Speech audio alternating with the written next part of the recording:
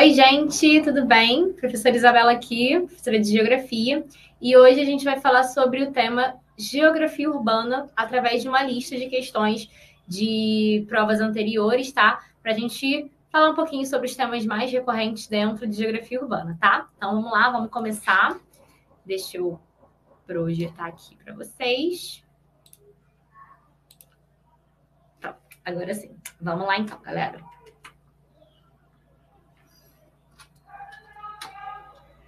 Vamos começar aí com essa primeira questão. Lembrando que é sempre legal dar uma olhadinha no que a questão quer antes de ler o texto todo que ela tiver, tá bom? Que aí você já lê de forma mais objetiva. Então, ó, uma causa econômica e um resultado socioespacial associados diretamente à expansão desse tipo de moradia ao longo do século XX. Já dá para ter uma noção pelas fotos, né? A que tipo de moradia a questão está se referindo. Mas ela começa falando o seguinte: o problema habitacional na cidade do Rio de Janeiro é antigo, com alguns de seus efeitos mantendo-se há mais de um século como tipo de moradia popular retratado nas imagens, tá? Então, a primeira imagem aí, favela do Morro de Santo Antônio em 1914 e favela da Rocinha em 2014. Então, ao que está relacionado a esse problema habitacional no Rio de Janeiro, que é algo que já dura aí um século.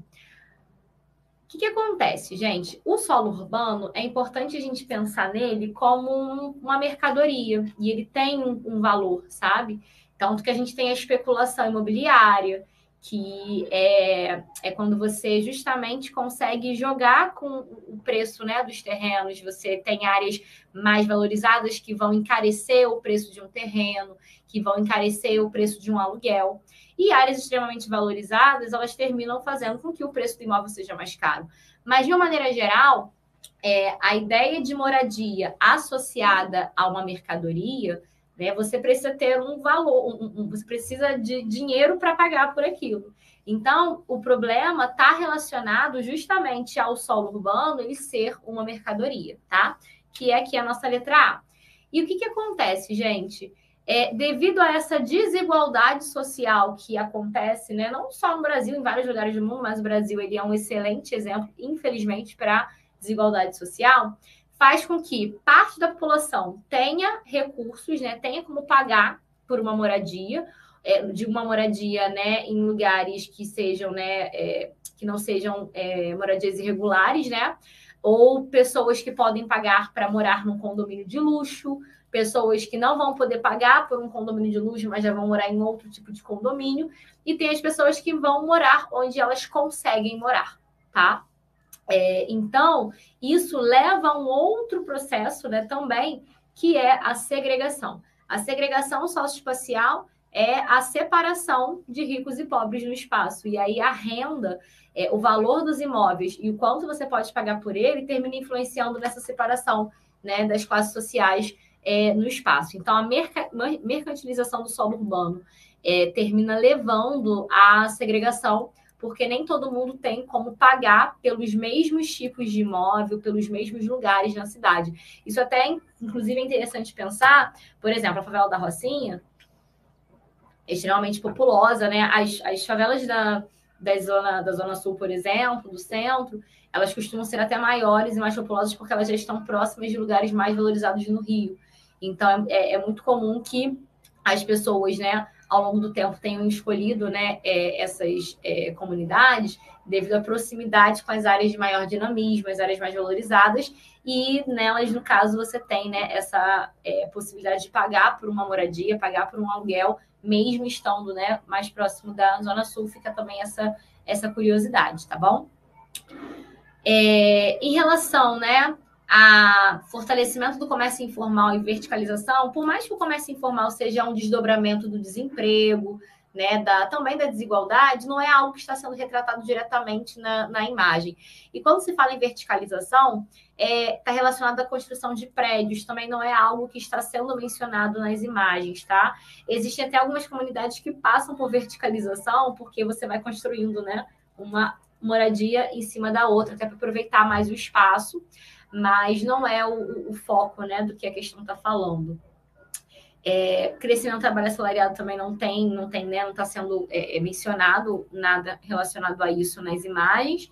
E redução do financiamento habitacional não necessariamente, né? Dependendo dos momentos na história, a gente teve uma maior facilidade de financiamento habitacional, não é algo que a redução dele ao longo do século fez com que esse tipo de moradia fosse, né, se expandindo, tá bom? Então, a resposta correta, letra A. Próxima questão. A UERJ ela vem cobrando muita coisa relacionada, tá? Aliás, a UERJ ela cobra muita coisa relacionada à urbanização, a Rio de Janeiro. Então, é um tema que é muito importante que vocês fiquem ligados, tá? E essa questão relacionada aí à expansão, por exemplo, de prédios pela cidade que vão cada vez mais dominando e acabando, né, com as moradias tradicionais, as casinhas tradicionais, fez parte de muitos projetos, inclusive, né, da reforma urbana do Rio de Janeiro, Porto Maravilha, tá? Então, vamos lá. Considerando a charge, essa nova dinâmica espacial pode ter as seguintes consequências sobre o processo de urbanização nessa região da metrópole carioca. E aí, né, lendo aí esse pedacinho do texto, a zona portuária do Rio de Janeiro vem recebendo muitos investimentos públicos e privados, né, isso lá em 2014, 2013, com o objetivo de promover sua renovação física e funcional. São características, como eu falei, desse Porto Maravilha, dessa reforma urbana que o Rio de Janeiro passou, tá?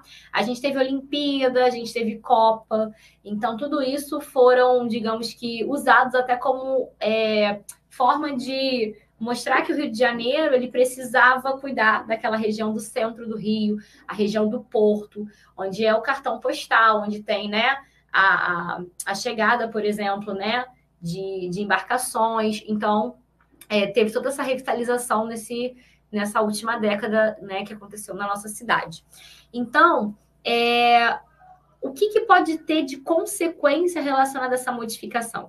Gente, o que acontece? Basicamente, a gente teve uma retirada de população de baixa renda da região, a gente teve uma revitalização, mas com o objetivo de atender a investimentos, né? A interesses privados, pessoas de renda mais alta. Quando a gente faz, inclusive, uma revitalização urbana, uma reforma, com o objetivo, né, de atender apenas a elite, a gente chama esse processo, inclusive, de gentrificação, tá?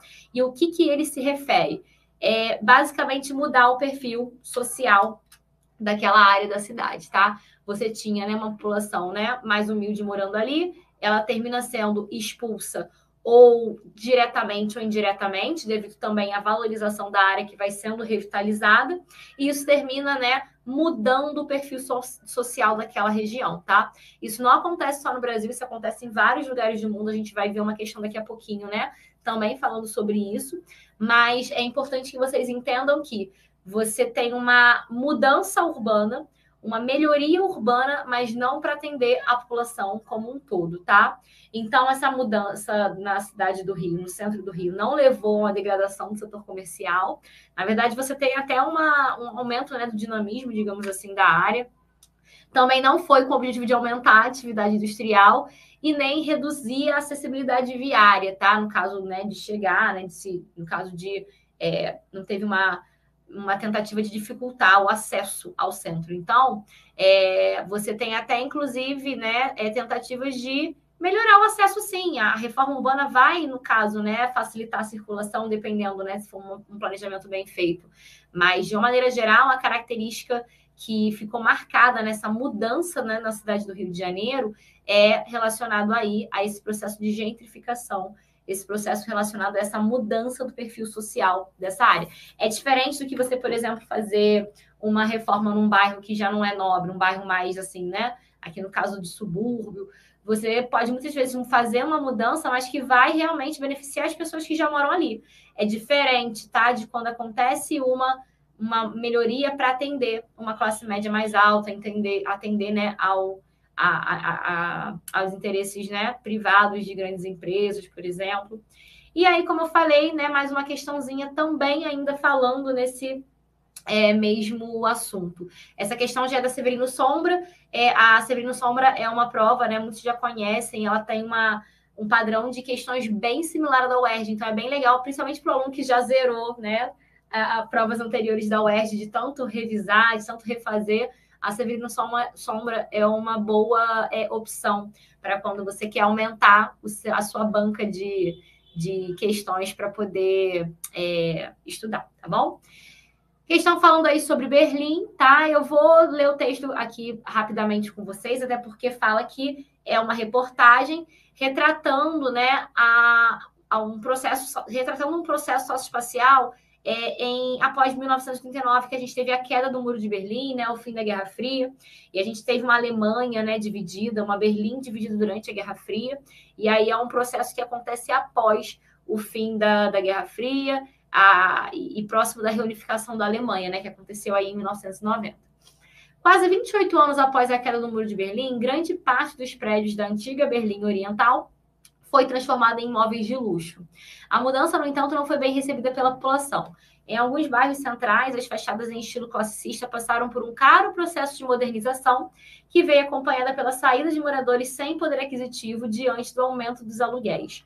Se no início dos anos 90 era um sinônimo de falência do regime comunista, os prédios dos bairros centrais de Berlim são hoje chamados de ouro de concreto, pois ajudam a aumentar a riqueza dos investidores.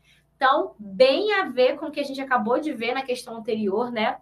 Como eu tinha falado, não é um processo exclusivo do Brasil, a gente tem países periféricos e países centrais, países subperiféricos também passando por esse processo, tá bom?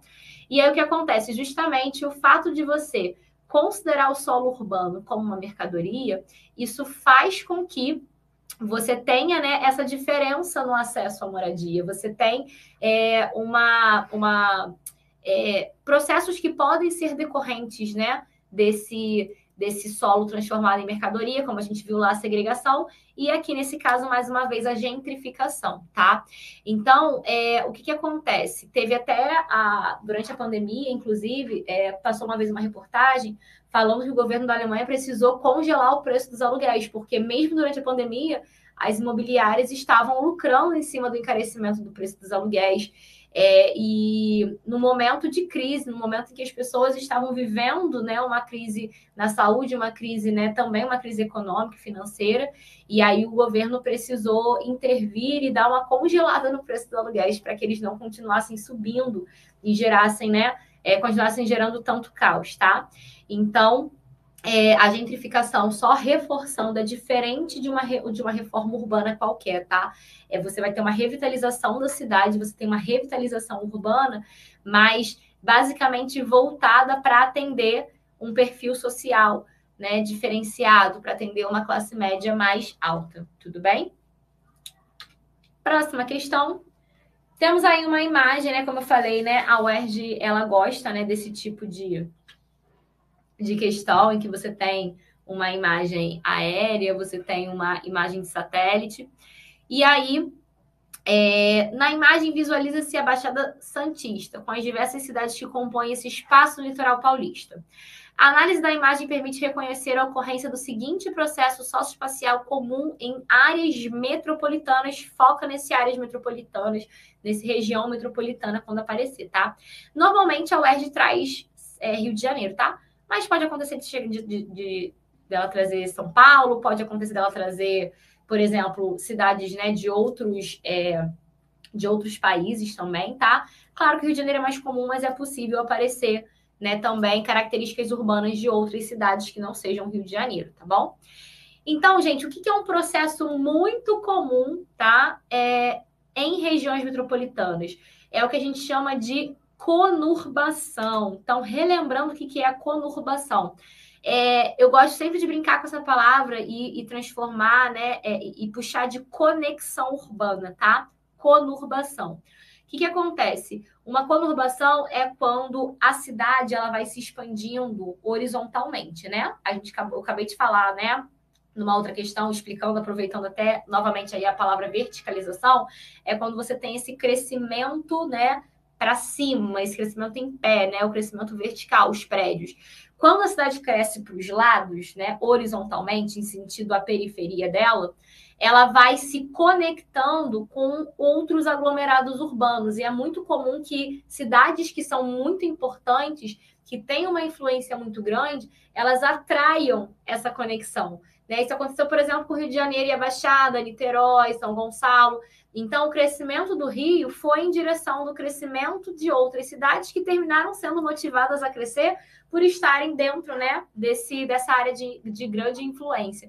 Uma cidade, uma metrópole, gente, ela pode ter uma influência além da sua região metropolitana, tá? Mas a região metropolitana é essa área integrada e conurbada. Além de ser a área de influência, que vai ter muito de influência da metrópole, que vai ter muito aquele movimento pendular que a gente, né, já aprendeu em outro momento também, que a gente viu lá naquela nossa aula de população, por exemplo, a gente vai ter, no caso, a gente vai ter essa integração urbana também, tá? Então, quando você está, por exemplo, isso permite que você more no município e trabalhe na metrópole, né? Porque você tem uma conexão, né, por vias de transporte, você tem telecomunicação, você tem um fluxo muito intenso, né, circulando. Então, quando a gente tem essa integração urbana de cidades satélites à sua metrópole, formando a região metropolitana, a gente chama esse fenômeno de integração de conurbação. Lembrando que quando uma região metropolitana chega a se conurbar a outra região metropolitana, ou seja, se integrar, a gente vai ter uma coisinha chamada megalópole, que é quando eu tenho duas ou mais metrópoles e regiões metropolitanas delas conectadas, tá? Gerando esse fluxo, né, numa escala ainda muito maior, tudo bem? Gentrificação não se aplica aqui, a gente acabou de ver, e também não é o caso de favelização em toda essa área, que é o processo que está sendo retratado na imagem, tá? Então, nessa questão aí da UERJ, resposta conurbação. Eu gosto muito dessa questão, né? A gente se sente humilhado nessa questão, inclusive, os cariocas, porque a gente vê quanto que o nosso metrô evoluiu, ou não evoluiu direito, na verdade, né? Essa questão é sempre uma humilhação pra gente, mas vamos lá, gosto muito dela também, e ela faz a gente pensar em consequências, né, além de todo o problema, todo o caos, né, de circular numa cidade em que eu não tenho uma boa infraestrutura de transporte, tá? Além da mobilidade urbana, essa questão vai puxar para outros problemas que vão além da mobilidade urbana, tá? Observe a diferença entre a expansão das redes de metrô da cidade do Rio de Janeiro e de Xangai. Então, temos aí Rio de Janeiro de 93 a 2013, e o metrô de Xangai, né, que nem tinha metrô em Xangai em 93, e como que ele ficou em 2013. Então, percebam a diferença, né? As escolhas feitas pelo poder público no que se refere às mobilidades de transporte urbano são muito importantes para a compreensão dos fenômenos sociais e ambientais verificados em cada cidade. Caso a evolução do metrô de Xangai entre 93 e 2013 tivesse ocorrido em proporção semelhante à do metrô carioca, ou seja, não tivesse tido uma boa evolução, isso é o que a questão está dizendo, uma provável consequência espacial sobre a metrópole chinesa seria... Então, se o desenvolvimento do metrô de Xangai tivesse sido bem ruim, né, igual do Rio de Janeiro, qual seria uma provável consequência espacial? Nesse caso aqui, gente, nós temos algumas... normalmente, eu percebo uma dificuldade de alguns alunos, né, em chegar à resposta certa, mas a resposta certa é o aumento da poluição atmosférica, tá? E muita gente fica assim, mas na China as cidades já não são muito poluídas? Muitas cidades, né, extremamente urbanizadas e industrializadas são poluídas. Mas, primeiro que a questão fala de aumento. Então, a cidade ser poluída ou não quer dizer que não possa aumentar a poluição. E agora vem o porquê de aumentar a poluição. Porque quanto menos transporte de massa, né, quanto menos a gente tenha, mais as pessoas vão optar por transporte, né, individual, no caso dos automóveis particulares, ou ônibus, né? Se o metrô ele não é muito eficaz, a gente vai ter como opção os ônibus, os automóveis, e isso vai aumentar a queima de combustível, que não vai ser o caso do metrô, né? Isso é um assunto bem complexo, né? Porque já teve questão, por exemplo, também anterior, falando sobre o quanto que isso termina sendo problemático quando a eletricidade do país ela termina vindo de queima de combustíveis fósseis, por exemplo, mas não vem ao caso agora, tá?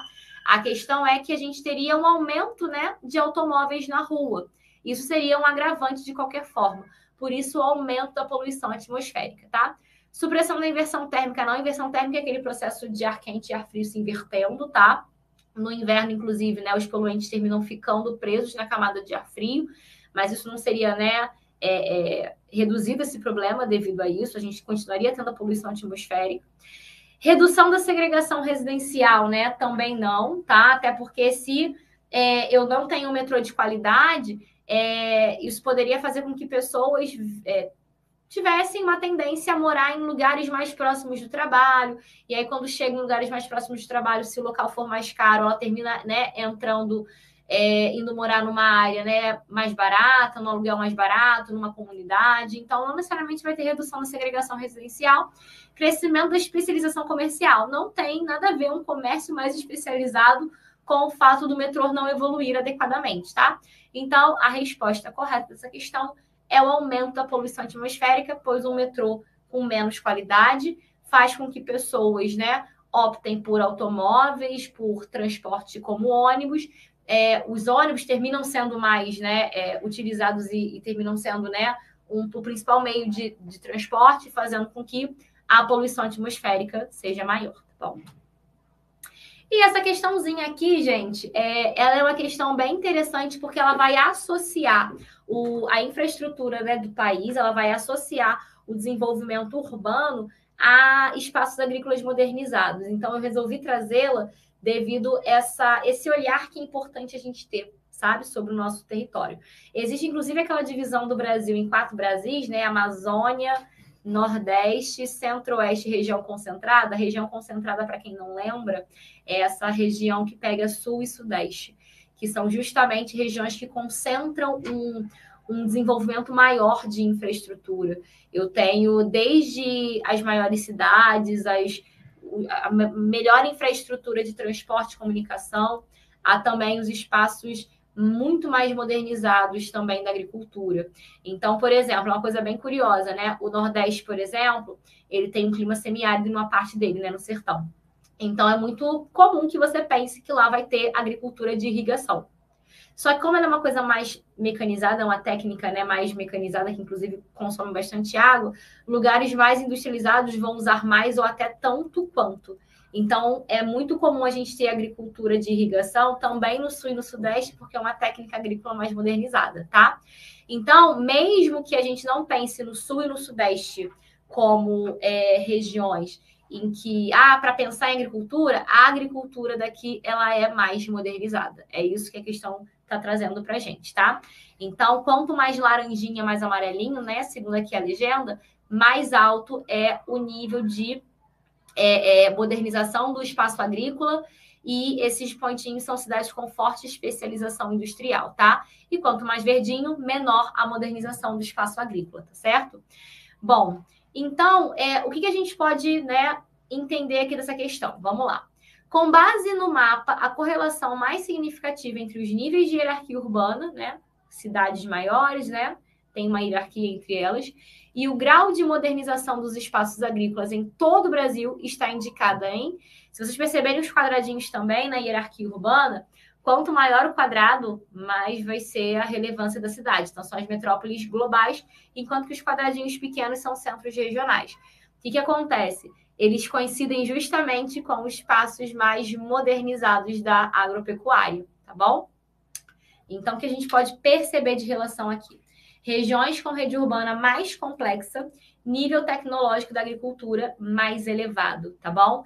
Então, é uma questão que não é difícil, só que ela tem uma imagem, ela tem um mapa em que a gente precisa analisar com atenção, olhar a legenda, pegar o que a gente também conhece de Brasil, que termina se tornando mais fácil, né, para poder a gente resolver a questão, mas é uma questão bem de interpretação mesmo de mapa, tá? E a UERJ gosta, né, como a gente pode perceber, né, em muitas questões de interpretação de gráfico, interpretação de mapas, tá?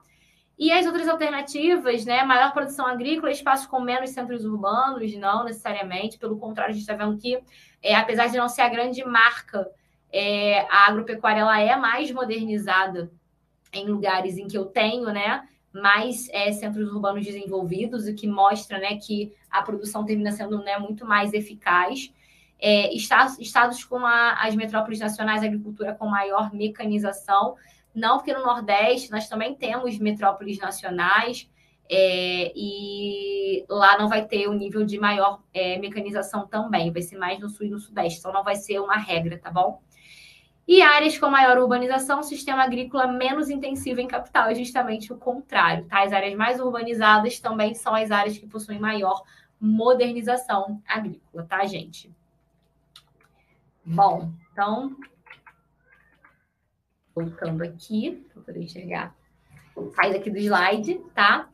Bom, gente, como eu falei, né, o tema de urbanização, ele é um tema muito importante também, é muito comum a UERJ cobrar, não só o Brasil no geral, mas é bem comum, inclusive, especificamente o Rio de Janeiro, tá? Mas podem aparecer outras cidades, tanto no Brasil quanto no mundo, tá? E eu espero que a aula tenha sido produtiva para vocês, eu espero que tenha ficado tudo claro, todas as questões, que eu consiga ter mostrado através dessa lista os tópicos mais importantes e revisado aí com vocês os pontos mais importantes que eu julgo muito importantes que vocês saibam, tá?